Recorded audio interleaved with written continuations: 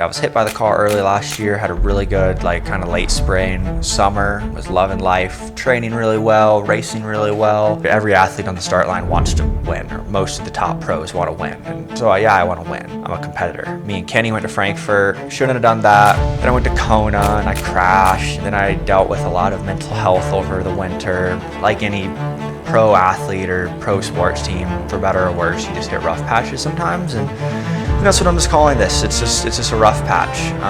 So I just wanted to go to St. George and truly, like, finish the race, like finish a race. Got to St. George Wednesday morning. We had a big team house with, I think, like 9 of our athletes.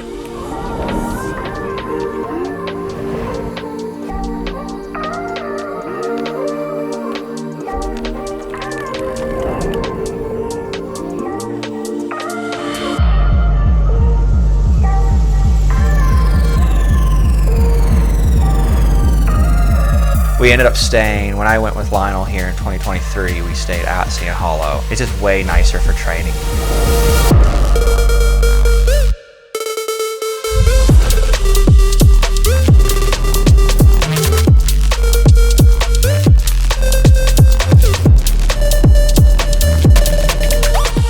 And that's what we did. We just had team rides, went to the Sand Hollow to go swim. You're around a bunch of just like fun age groupers that are just like, this is their vacation, you know, they're just having a great time.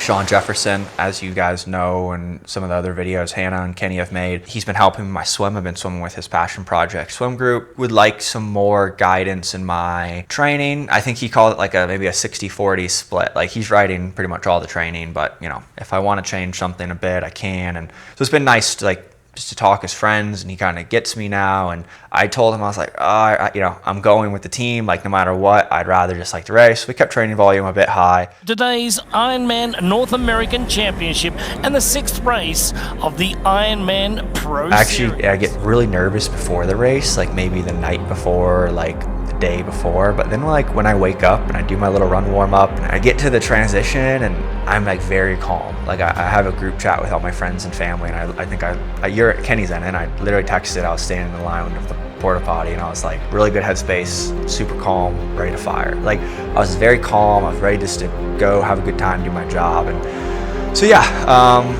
goal 1, finish the race. We're underway with our men's pro start here. So yeah, I line up far left. There was 2 rows of guys, about a row of 30 and a second row of 30. I have no business being in the first row of 30. You know, I can't win in the first buoy, so I'm just going to line up second row of 30, talk to the boss man, Lionel, for a few minutes. Actually asked him about a new Roca contract. I was like, nice contract with partners. And so we just shot the shit for a second, wished him good luck, and I think he went off to the right side or whatever. I saw Sam far right, Magnus over there. Then I think I had McElroy, Laundry, and Worth right in front of me. Swim start was aggressive. 1 lap out and back here, 1.2 miles. A lot of fighting, pushing. I swam with my freaking head up for a better half of 100 meters just because you got feet right under you. You don't want to get kicked. Fantastic swim at the moment. Sand Hollow Reservoir on a beautiful Saturday. Made it about 100 meters, and I thought I was in last place like usual. So I was like, all right, like, time to settle in. We're in last place, and I was gonna solo TT. I had a lot of clear water after like 100 meters, and then I see the pack right in front of me. I think that's the Ditlift pack. I think it's the front pack, and I'm like, sweet. I know people are behind me. Well done to our leading athletes as they head off onto their bikes here to get it started. It was good. Like, felt easy, felt like electric. Like, I like the cold water. I love the Roca wetsuit. Jackson and Matt were right there, but I was the first person in our little group. And I hear like Magnus Ditlift, like, he's not with me, but like, he's like 100 meters up the road on his bike. And then I hear like 5 seconds later, Lionel Sanders is right behind me, Worth's right behind me. And I'm like, I must have just swam lights out. Like, I think I just did great. And so Lionel beams through transition, gets a few seconds on me. I get on the bike. They hit the Snow Canyon Park and then rocketing down the highway as they make their way back in to the 13.1 mile run. Lionel had to have been doing 400 plus watts. It's crazy. And I kind of just, I think Jackson went with them, and I was just like, I'm just going to kind of stick to my power. I don't really want to go too much above threshold right now, maybe we'll catch them.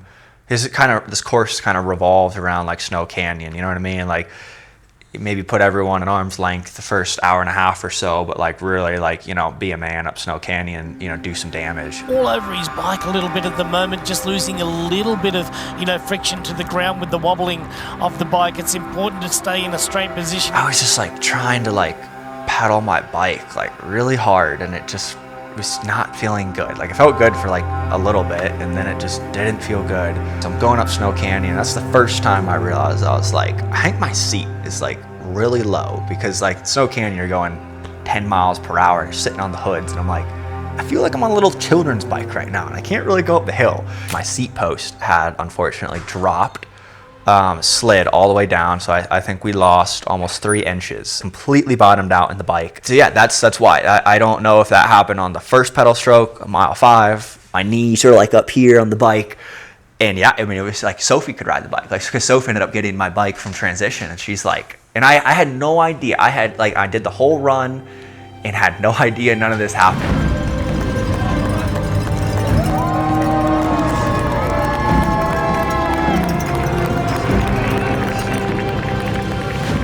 Athletes just have rough patches, and that's, you know, not going to make excuses, not going to blame anybody. Like, it's just a rough patch, unfortunately. I'm training really well. I said that in multiple videos, and I've tried to say that more, like, and not just be like this person, like, oh, I just want to try my best. Like, I do want to win, but I'm just trying to give myself grace, keep the faith. I'm happy. All of the fully athletic people did amazing. Gavin led the whole amateur race up until the end. He ended up 3rd overall amateur. All around great experience. I'm happy. I got a finisher medal. I crossed it.